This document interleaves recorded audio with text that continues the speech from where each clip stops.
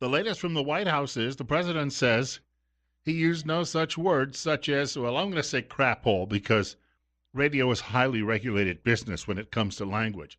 But he used no such reference when he was speaking yesterday about changes in immigration law and the DACA program. This was in a meeting he was holding at the White House with some of the leaders from Congress. And yet, the story for the last 24 hours, or just not quite 24 hours, has been the lead everywhere. Why? Because the Washington Post says two second-hand sources told one of their reporters that's what the president said. So in other words, second-hand sources means people who were not, get this, were not in the room. And so supposedly they claim somebody came out and told them that's what the president said. Now, the president says he used some tough language during the meeting about some of these countries around the world, these third world nations. And it well could be someone came out and said, well, the president said these places were this, thinking that's what he meant, but it's not an exact quote. But the Washington Post, the devious minions at the Washington Post, they don't like Donald Trump, so they would like to portray him as being uncouth. Now, they're also saying he's racist if he used that word. But here's the thing. I drive to work every morning, and when I leave here, I take generally the same route. The first two-thirds of my trip into work, very nice, but the last third of my trip, it's through a part of town I would call a crap hole. And I wouldn't necessarily want to house dogs in some of these places where people are living, and I feel for them because a lot of them don't have any other choice. They need some place where they can get out of the elements. And when I leave work, the first third of my trip out of here going home is pretty much through the same part of town. And I know places here in Idaho and all over the country where if you were to go, I'd recommend you get a tetanus shot before you go there. There are countries, entire countries around the world that nobody wants any part of. Nobody. That's why people want to leave those countries. So the folks out there who claim this is racist, I heard a comment from a writer and maybe I'll get to some of his words, by the name of Scott McKay at it wasn't Weekly Standard, it was American Spectator. And he was saying this morning that when the president talks about sending a lot of these El Salvadorans who they got a pass to stay here for a number of years after a bad earthquake or two in their country, but they were already here illegally. Now liberals want to keep them here and give them citizenship so they can vote for free lunches, and that means voting for Democrats. They're also the country that is home, the birthplace of MS-13, if you get my drift. And the writer at the American Spectator says they're not black people. So all this talk about Mr. Trump being, prejudiced and the like, they may have Spanish as a first language, but Ecuadorians, they look a lot like us. Most of us. When I say us, the people they're claiming of being racists. That is, we are still we may not even be a majority any longer in this country, but what media overlooks is that pale-skinned Americans, we're still a plurality. We still happen to have the largest block of people in the country. So the arguments that this is racism is it's hogwash. In other words, it's media upset that they and their fellow travelers, fellow Marxist-Leninists, can't get their way. And they're angry, and they've been angry since November of 2016 when they realized not everybody in this country is going to let them run roughshod over America. I tuned in and caught the first few minutes of Tucker Carlson's program last night, and he points out that this comment, even if it had been made, not a big deal. Well, good evening and welcome to Tucker Carlson Tonight. Today, as you doubtless heard during immigration talks, President Trump said something that almost every single person in America actually agrees with. An awful lot of immigrants come to this country from other places that aren't very nice. Those places are dangerous, they're dirty, they're corrupt, and they're poor. And that's the main reason those immigrants are trying to come here, and you would too if you live there. President Trump asked why America doesn't receive more immigrants from places you might want to visit on vacation. Why aren't we getting more people from Norway, he said, which by almost any measure, including the UN's measures, is the most developed and richest country in the world.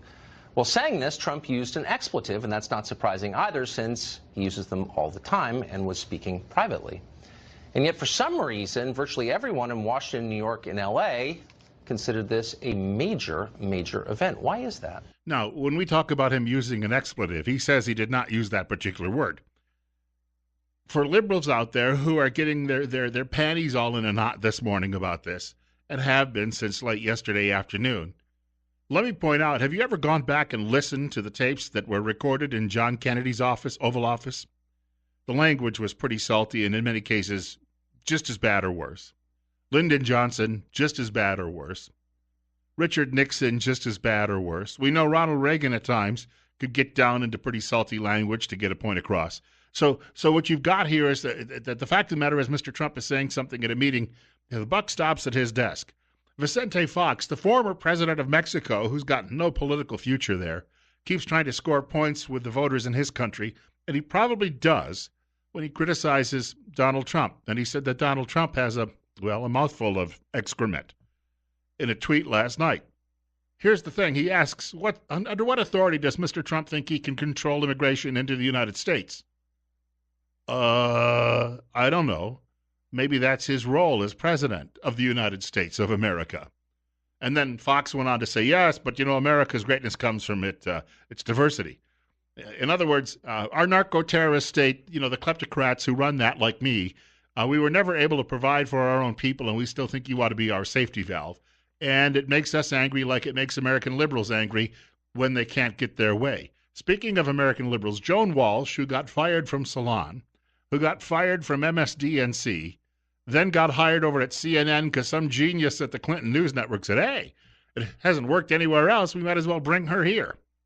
She was on the air yesterday on Clinton News Network with Rich Lowry, the editor of the National Review, Lowry being a conservative, and he said to her, she was going off about the president's comments being mean. And Lowry said, well, where would you rather live, Norway or Haiti? Would you rather live in Norway or Haiti? I didn't actually interrupt you. I don't know. I don't know. I haven't been to either place. Why are you interrupting me? Why are you interrupting me? You can't answer that question. It's none of your business, actually. She would just as well live in Haiti as she would in Norway. Why? After all, it's a beautiful place. Cheap groceries, if you can find any. You go over to the dump, in fact, they're usually free. They don't have any trees left because they cut them all down to burn for firewood because they didn't have any fuel. And they'll pretty much be cannibalizing themselves in the near-term future because they've got nothing else going on for them. So I guess the question becomes, the liberals don't have any answer for this. They can jump up and down and scream, racism, racism, racism, and hope that people just pick up on that, that there's some sort of what did they used to call it? Remember when you used to go to the movies when you were a kid and there was all that discussion that what they used to do is they would just stick these subliminal messages in the movies so you'd run out and buy some popcorn and a Coca-Cola? They're hoping if they keep repeating this that people will forget what was said in the first place and that if they get enough of these celebrity liberals saying this, then people will just go, well, my celebrity friends say my celebrity heroes say that Mr. Trump is a racist, therefore he must be a racist. We have a caller with us. We're coming up on 8:15. We're at 32. Bill Colley with you on Top Story on News Radio 1310 KLIX and newsradio1310.com. Caller, you're on the air. Good morning, Bill. It's getting to the point where trying to listen to the regular news is so aggravating because all they do is inflate lies. And let's say that he said something in those lines. And I bet you anything it was during the negotiations where they're trying to enforce the chain migration when he's trying to get rid of it, and he was trying to make a point. And they've been caught red-handed with a memo that came out that is telling all their Democrat people to hold fast because they need this permanent underclass to stay in power.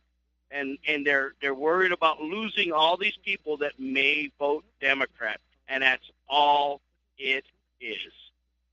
Well, I think your point is well taken, and I thank you for the telephone call. I'm going to add to that. All of the people from these third world nations who have any talent, they're already here. I'll give you a quick example. I have a friend named Biodun Sadiq. Biodun used to be a member of a government in Nigeria. It's his home country. And he was so high up in the government that the ministry where he worked at would send a car around every morning, a limousine, and they would pick him up and they would take him to work. And then there was a coup. In many of these third world countries, that's fairly common. What's also common is after a coup, they go out and they kill everyone else who was working in the previous government. So Bioden, as quickly as he could, gathered his family, his 2 kids and his wife together with whatever belongings they could stuff into a few cases, and they got the heck out of Nigeria. They ended up going to Australia. Now, this is a guy who was a high-placed government official, so he wasn't a dummy. His wife was also a research scientist. They lived in Sydney, Australia for a short period, and then her work was so well known, her scientific work, somebody here in the United States at a big research university said, we've got to have her here. So they moved to the United States. I ended up working with Bioden in television. He was one of our managers at one of the television stations where I worked. So the best and the brightest from the third world have already come here because this is the place most of the world comes to actually, well, run business or run science, any of those things. It takes place here in the United States of America. The rest of the people who are out there, most of them, they may not be bad people and they may have been denied opportunities, but we can't care for all of them. There's a great description this morning in one of the pieces I was reading, going all the way back to William Howard Taft. There have been efforts by the United States to bail Haiti out and turn that country around. Nothing has worked. Nothing has worked. So it is a crap hole. And that's the part that the liberals don't want you to know. Speaking of all of this, and this Joan Walsh comment that she doesn't have a choice where she'd live, Haiti or Norway, Mark Stein joined Tucker Carlson last night and had a reaction to some of the liberal angst. I agree with the president. I wish he'd formulated it more elegantly, but Haiti is a bleep hole, or whatever you want to call it.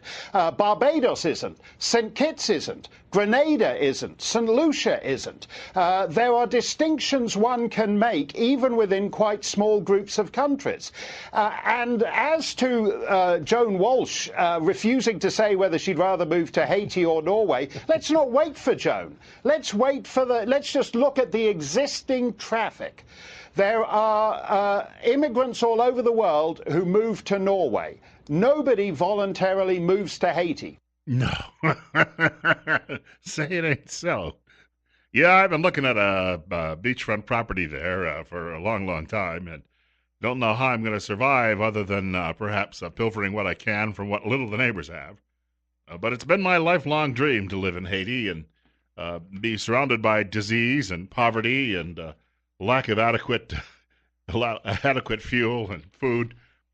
Quick note, we've got a short break. I will get to your telephone calls. This is the subject pretty much for hour number 1 of the program today. So we have about another 40 minutes of this discussion ahead. Quick note, though, I do want to speak about our new friends at Even Green. That would be EGT Solar. We've been telling you about solar panels, and from a home standpoint, these things are making more and more sense all the time. As Idaho's largest and most trusted electrical licensed solar company, EGT Solar takes a unique approach to energy independence, combining multiple solar and efficiency technologies to ensure your maximum return on investment, and pair that with a myriad of zero-down financing options, and they've got all the bases covered. And they remind you it's not how much it costs when you add solar, but rather how much it's going to cost you if you don't.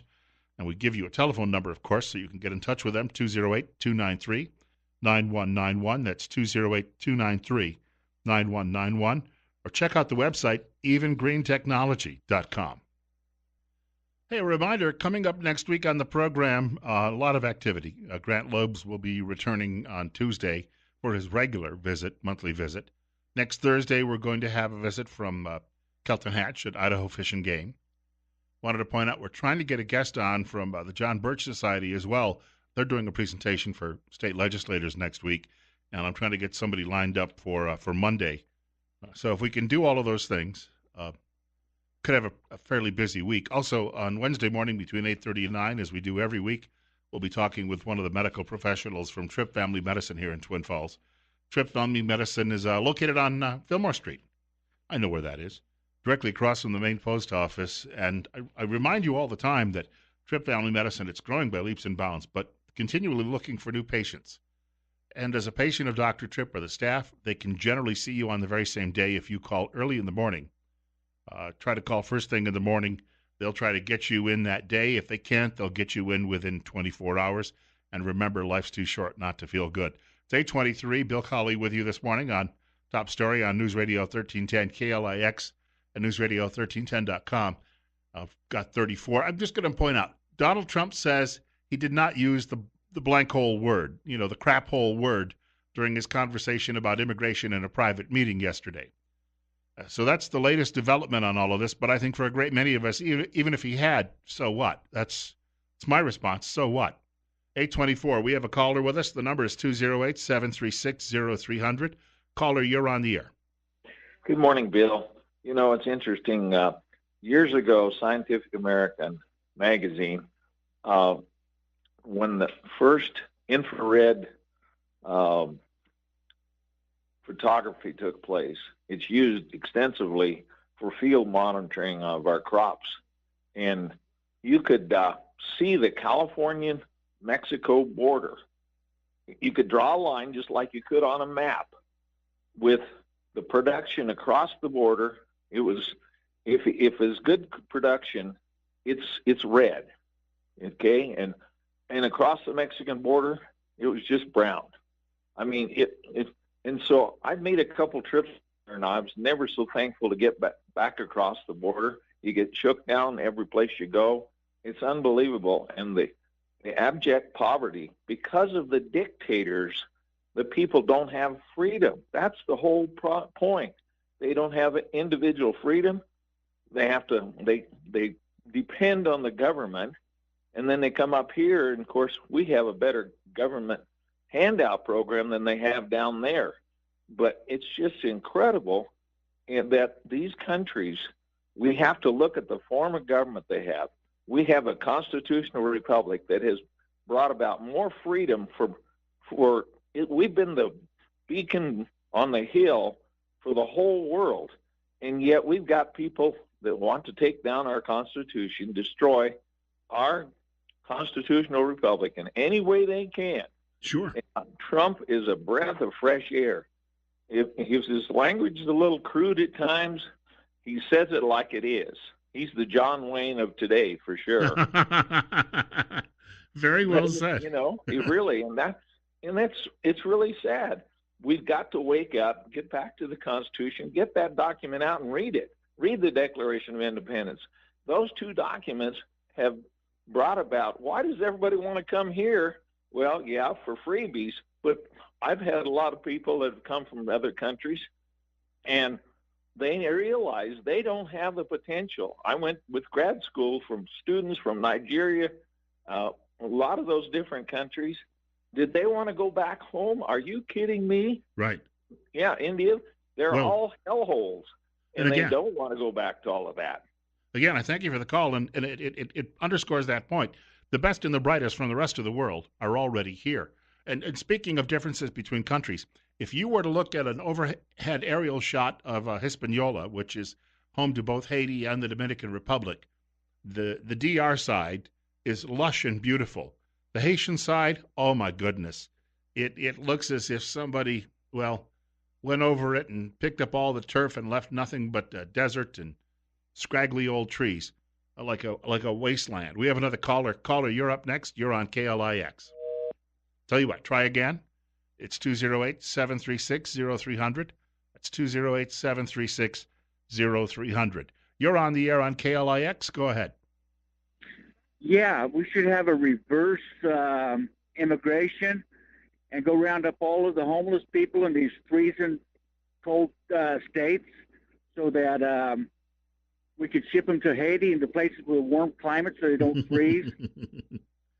Well, you bring up a point. I had a friend in Seattle. She commented to me about this a couple of weeks ago. She lived in Seattle up until, I think, 2006, and then she moved to Reno and taught school for many years in Reno.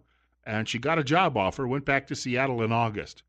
And she said, wow, she said, the number of homeless people here compared to what I used to see, if we can't take care of them, why are we supposed to take care of everyone else first? We've got our own responsibilities here. It's 8:28, about a minute before the break. Caller, you're up next. You're on the air on Top Story. All right, well, give me a shout after the break because it's getting a little tight now to get a comment out on the air. It's really not fair to people if I have to just say, hey, thank you, spit it out, bye-bye. So we'll have another half hour discussing this also.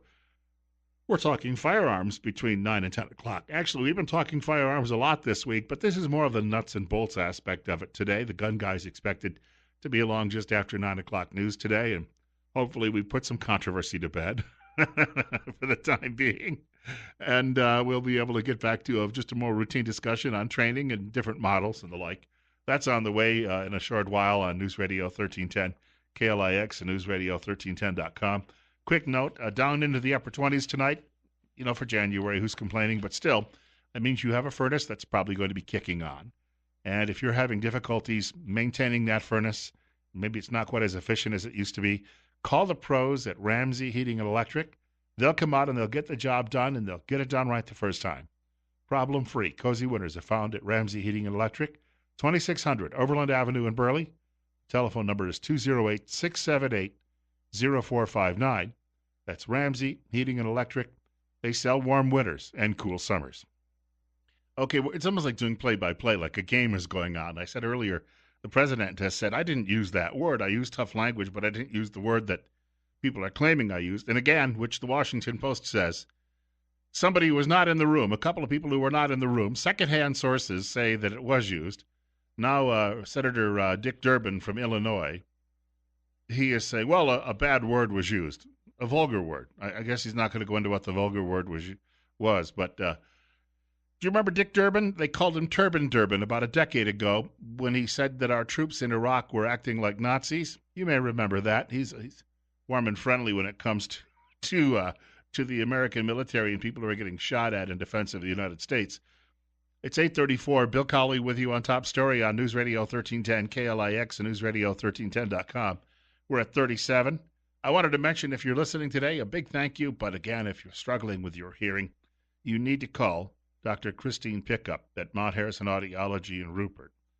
Why? Because of service. Did you know that Dr. Pickup offers communication skills classes and hearing rehabilitation therapy that you can use at home? At Mount Harrison Audiology, she knows that hearing aids are only part of the equation. True hearing health care should include tools and techniques that enhance communication for you and your loved ones. Trust your hearing health to Dr. Pickup at Mount Harrison Audiology, 208-312-0957. We have a caller looking to join us. That number once more is 208-736-0300. Caller, you're on the air. Good morning. Hey, President Trump is always going to be treated like this because the people that are interviewing him and talking, they're going to twist everything he's got to say. I think we should all gather up all the Dr. Seuss books that we read our kids when they were little and that Chicken Little one and just mail it to all the news organizations throughout the country. And that's what you got. These people are so stupid, and they're looking for something so bad where they can make the president and everybody within 500 miles of him the worst people that ever walked the face of the earth. Yeah. This country is all about making money and doing good. Well, look at the stock market. Look at the donations that men in business and ladies in business donate to keep the people who wouldn't work if you give them 10 jobs. They're never going to work. They have no intention of working, and they've done it. They've gotten so good. And since the 60s, like you said one week, they've been collecting money off the government, and they've been funding the money. Well, somebody's keeping that money. All these politicians always leave office with millions. I mean, multiple millions. You can't even believe they got it. Where did it come from? The government jobs don't pay that well. Call the sheriff and ask him what he makes. Call the prosecutor attorney and ask what he makes. He's going to be jealous of all the politicians, too. Yeah, and I thank you for the call. What they're doing is traditionally they were using insider trading. What they'd hear about in closed-door sessions, they would turn around and invest their money in those things long before you and I would find out there was going to be a big boost in the stock prices for some of these companies. Want to thank him for the call. Next caller, you're on the air on News Radio 1310 KLIX. Good morning, Bill. Thank you for taking my call. Let's assume for just a moment that Trump did say exactly what's being reported. All he did in a meeting, a closed meeting without kids there and people listening in, was show passion. He's trying to do something that he feels, and I agree with him personally, is best for our country. So he showed passion. He's a human being. He's a man. He's not a political professional like Nancy and Hillary and Bill and all the gang. He's a man. He's trying to do what's best. So, yes, if he's going to show passion for something he believes in that much, what is wrong with that? If he said it, what's wrong with it? He's in a closed room. He didn't say it to the people of Haiti. Let me tell you. He mentioned it to, pardon me? Well, let me tell you something, and I mentioned this earlier. I've been in enough bowling alleys, diners, and bar rooms in my life. I've heard this plenty of times from plenty of people, and frankly, there are neighborhoods in Twin Falls I would describe the same way. You bet. Let's talk about Chicago. Chicago is a crap hole, and I like your word replacement there. It's a crap hole. It's exactly what it is. But when I call you, Bill, I'm a very passionate person, and when I believe in something, it is what it is in my mind, and it's going to stay that way unless I'm convinced otherwise, and it takes a lot to convince me. But just because I would like to save babies or I'm against gay marriage, it doesn't mean I hate people. I'm passionate about the subject. So when President Trump says something, the people just need to look at him and say, oh, he's a man. He's not a robot like Nancy Pelosi, Harry Reid, Barbara Boxer. He's not going to say stuff just to make you feel good, just to make you think they love you. Because Nancy Pelosi, Harry, they despise American people. And if you don't think they do, just look how they voted, look how they vote, look how they're more worried about other countries than the country they took an oath to support and the Constitution they took an oath to support. So I think people need to cut him a little. I'm just getting a gut full of this crap. Oh, he said this. Yeah, he did. Yeah, I did too. So what? Yes. What are you going to do to me? Anyway, Bill, thank you for your time. I appreciate it very much. Sure. Thank you. Yeah, I used to live when I was younger. I was first getting started in the broadcasting business, and I'd moved far away from home. Do you know my first broadcasting job paid me about $170 a week? And then I moved to my second, and I was overjoyed because it paid me $205 a week. But I lived in some really crap hole places. I knew it, but I didn't. And I had neighbors who were living that way, and it wasn't a judgment on them. We all knew that we would like to live somewhere nicer, but unfortunately, our circumstances kept us there. On the other hand, we didn't go over to the neighbors and say, give us what you got so we can get out of here. Got to share with you a couple of words from this writer at American Spectator, Scott McKay, on this very subject. And he said the snowflakes, he used that word, snowflakes, are all upset about what the president may have said in a meeting yesterday, a private meeting at the White House. And, of course, the Marxist-Leninists on the other side of the political aisle are looking for some issue to try and divide the country some more because they just can't stand the idea that they can't continue to implement their socialist revolution. But the writer says the Post article referencing the Washington Post, or better known as Pravda on the Potomac, isn't exactly the finest example of an American journalist reporting, identifying as its source no one actually in the room to confirm what Trump supposedly said, but instead naming two anonymous people who were briefed on the meeting. In other words, Dick Durbin came out and said, psst, here's what we're going to do, okay? Democrats lie? All right, we should probably say that politicians in general sometimes aren't always the most truthful people. Depending on the party is relevant, right? I mean, we've seen it across the board. But the writer goes on to say, someone on one or both of the staffs of these Democrats rushed to the Post to offer up a juicy secondhand Trump quote, which might or might not have been reported even in proper context. But so what if it was? Is there any question that Haiti is a blank hole? Who's offended by that? If it wasn't a blank hole, it wouldn't be one of the most prominent recipients of American charity aid on planet Earth. And it isn't like this country has ignored Haiti. He says, we've been trying to lift it out of blank hole status for more than a century with absolutely no result whatever. The writer says it's not racist to note that Haiti is a blank hole. While Trump was having his supposed outburst, his administration was removing temporary protected status for some 200,000 Salvadorans, most of whom are not black people, who had entered the country illegally. Why would he do that? Perhaps because, on balance, mass immigration from El Salvador isn't such a great idea. Know what you get when you take in an unlimited number of illegal Salvadorans? You get MS-13, the writer says, which is a Salvadoran street gang spreading its vicious tentacles into every Hispanic community in America and beyond. The writer goes on to say, and I'm just giving you tidbits of this, you could look this up online, It's the lead story at American Spectator's website today. He says, and yes, El Salvador is also a blank hole. When your country has the world's highest murder rate, you qualify for blank hole status. How about Somalia? What does America derive from mass immigration from Somalia? Machete attacks on street corners in Columbus, Ohio, and mall stabbings in suburban Minneapolis, Minnesota. And he breaks this down with some even more listings for that title of blank hole. Bill Cowley with you on Top Story on News Radio 1310, KLIX and newsradio1310.com. We're at 34. It's 8:45. And caller, you're next. Yesterday when I heard this, initially I thought, unbelievable. That whoever was in the meeting, if I'm not mistaken, there were a meeting and somebody leaked this. Is that right?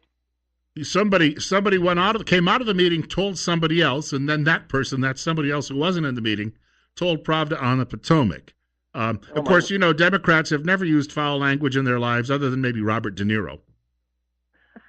Well, his hatred for the president goes beyond hatred. I'm not sure if it's jealousy or he's psycho, that De Niro, about it. But the thing of it is, the real people out here, there's no question. Yesterday when your guest said something a little bit on the edgy side, he says, "Oh, that's nothing."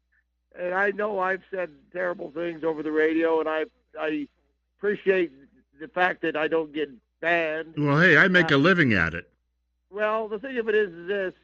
I guess it's drama, but, ultimately what it's really is that's just how mad I really am. And I hope that somehow it inspires or makes somebody mad or gets somebody off their butt to do something. Because, again, we're not going to change this or save it if we don't get off of our dead ass and get something done. And nobody gives a crap about what he said. It'll be over with in short order. It's just another thing to, pile on him. I'll hang up, Bill. Thanks. Hey, thank you. On the other hand, sometimes I think that Donald Trump does things because he knows he's going to control the media cycle. The Democrats may have some ideas that they'd like to propose, and their fellow travelers over at the Post and the New York Times and MSDNC would gladly go out and help them spread the word. But when Trump does something like this, nobody ever hears what the liberals are proposing because they're all focused on this. Donald Trump has been controlling the news cycle for going on, almost 3 years? You're up next. You're on the air on KLIX. Go ahead. Now, Bill, we pay our taxes to the United States government. They turn around and put huge blocks of money into the United Nations. Now, that, in turn, becomes foreign money. It's cycled back into Idaho as environmental grants through the Idaho Conservation League, Western Watersheds, every big environmental group. They, in turn, hand that out to support their favorite UN political guy to get him elected. Now, that seems to me like election influence, if not election rigging, and downright money laundering to interfere in Idaho's sovereign elections. Now, am I getting that wrong? Or is it an act of war by the United Nations against the sovereign state of Idaho? We're dealing with a lot of influences that don't always mean us well. And again, these are all coming from a globalist perspective, and we have one political party, especially in this country, that is trying to promote that perspective. Both do, but one does a heck of a job trying to get on board with it. And unfortunately, they keep crying that somebody's being mean to them. We have another caller. Caller, you're up next. You're on the air on Top Story. Go ahead. Yes. Why do the American people, I guess, hate to hear the truth? Trump didn't state anything that was not truth. Maybe he could have done it more diplomatically, but that's neither here nor there. But why are we, as a nation, supporting countries that will not even help themselves? Haiti's been a disaster forever. Okay, we've helped them, I'm going to say, basically forever. And why do the Haitian people put up with a corrupt government? Get them out of there, and let the foreign aid go to the people instead of to the government. And I can almost say the same thing with Puerto Rico, who is a well, whatever tell you what, of ours. I'll tell you what, I'll say this. Thank you for the call. Give it to the Salvation Army. They'll figure out how to disperse it. When I leave Winco some days, they've got these people working every corner. The guys out there with their signs and, looking for money for alcohol is what they're looking for. Give me some money. I haven't worked or I can't work. And they're standing there they can stand longer than I can on pavement. My sciatica would flare up, but they stand out there for hours with their signs. And then they go buy themselves a bottle of Mad Dog 2020 for crying out loud, or Thunderbird, whatever it happens to be, whatever skull popper they can get their hands on. And people feel guilty and they say, well, I better give some money because somebody else may be looking and think I'm not being nice. I had a friend who ran a center one time for homeless people, and he said, give the money to us. Just don't give it to the guy on the street. We'll buy what he needs. So it's very similar with giving money to Haiti. It's just throwing it down the rat hole. I had a college professor that I knew way back in the 1980s who was a very liberal to socialist guy, but he was a nice guy otherwise. And he went to visit, he had a student who was from Pakistan, and he ended up going to visit Pakistan. And he came back and he said to me, what'd you think of Pakistan? He says, it was a crap hole. He didn't have anything against the Pakistani people. He just said the place, they're not our friends. They can't get their act together, and yet we send them billions of dollars. Caller, you're next at 8:51 on KLIX. Go ahead. All right, we'll try another line here. They're all going flashy. It looks like those alternating Christmas lights. You're on the air on Top Story. Yeah, hello.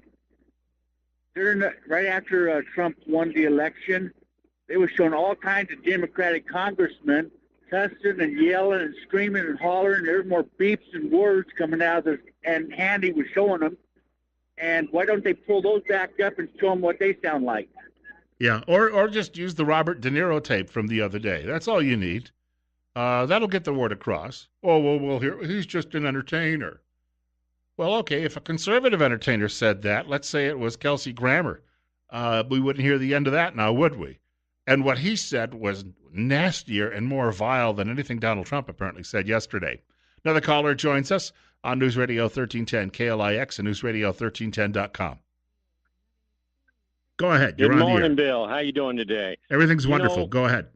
Wonderful. Hey, why aren't these bleeding heart liberals so upset when the Clinton Foundation stole millions and millions of dollars from Haiti?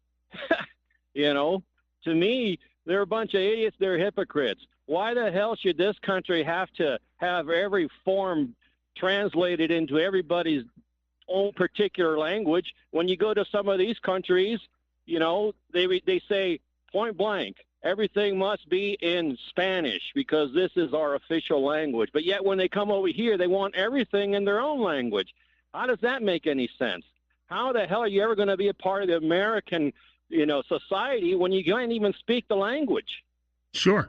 Well, in the Clinton situation, too, for people who don't know the history of this, it is theft, even though they didn't go down to Haiti and take the money away from the people. The Clinton Crime Family Foundation collected the money. It just never got delivered. That would be considered theft, and it would also be considered fraud. If you're a donor, it would be considered fraud. Another caller joining us this morning on Top Story. You're on the air. Real quick, remember, to the whole world that the United States, I have a beautiful glass top of my desk and a beautiful map of the United States. Everybody should have one. We don't owe these people anything, and we've always been, when they had their terrible earthquakes and things and tornadoes and hurricanes, we are always the first ones to send our military. All right, got another caller here who wants to actually get on the air. You're up next. You're on the air on Top Story. Bill, our side should use a hate point and talk about the fact that Obama, who used to be Barry Soetoro, built a soccer field in Gitmo for the terrorists while they were shutting down public schools in Chicago and shipping children off into dangerous neighborhoods that had schools close by, but they shipped them off where they would be in danger. Yeah, I want to just point out that the President has stated this morning that he's not going to be attending the opening of the new U.S. Embassy in London because he says that the Obama administration spent billions on a building facility that we didn't need. I mean, if you've seen a picture of it, it looks like something straight out of a Star Trek movie. How elaborate it is. It boggles the mind what they'll throw money away on, and yet people still live on the streets here in this country, and we're expected to take care of the rest of the world. I don't know why we haven't yet had that revolution, that second American Revolution, but perhaps Trump is actually the one getting the fire started. It's coming up on 8:55. Bill Cawley with you on Top Story on News Radio 1310, KLIX, and newsradio1310.com. We're at 34. We'll take another caller. We've got a couple of minutes to go before the break. Do want to point out we're talking firearms in hour number 2 of the program just after the 9 o'clock news. You're up next, and you're on KLIX. Yes, sir. Good morning. I want to see what the issue is. If it's a duck and it talks like a duck, walks like a duck, looks like a duck, it's a duck. You could say it's a winged waterfowl with beautiful iridescent colors, but this is just verbiage. I think the point he made is correct, and people should be okay with that. Thank you. Thanks for the call. Yeah, the caller who said it's going to go away in a few days, especially whenever the media gets into this hyperventilation, and then they discover that average Americans are saying, excuse me, but what's wrong with that? Then, I mentioned the analogy the other day. It reminds me of the character Bill Murray played in the movie Caddyshack. After he blows up the golf course and realizes what he does, he just kind of slinks away back into the darkness. You'll be seeing the folks in Main Street, well, they slither more often than they slink. But they'll be getting out of the way, and then they'll denounce the American public that we're not as smart as they are, and they see it. How come we don't? And we're just a bunch of white racists who back more white racism, and we can't deal with the fact that America is a diverse, multicultural country now, and we can't deal with the fact that all cultures and countries are equal, like Haiti. Again, when I make my vacation plans, I have been to the Caribbean on vacation. Haiti was not at the top of my list. There'd be no way it was ever going to be anywhere near the top of my list. If Lord forbid my plane ever crashed in the waters off Haiti, I might consider just treading water until I sank. Coming up on 8:57, we're almost to the end of the first hour of today's program. Man, this one is flying by. As I say, we're talking firearms in hour number 2 of the program today, or the show if you prefer that type of well, saves a syllable, doesn't it? That's on the way in just a short while. There's a couple of clips from Laura Ingram's program last night. I didn't get to them, and also I didn't get to this clip from Howard Kurtz. The Howard Kurtz one I may hold on to because you're going to have a lot of the virtue signaling going on from the old Never Trump crowd. Those are the conservatives who didn't back him. What he said was so inelegant. Oh, it's so mean. I would never talk that way. When I'm sitting over at the club with all of the other fellows in our wingback chairs, smoking our pipes and having discussions about Austrian economics, we would never, ever talk that way. Well, you were the wimps on campus, I can tell you that. But Kurtz says their reaction to Trump is making them look bad and making Trump look better. And again, I don't think people realize out there Trump's comment yesterday, if indeed that was what he said, is going to resonate with a lot of working people across the country.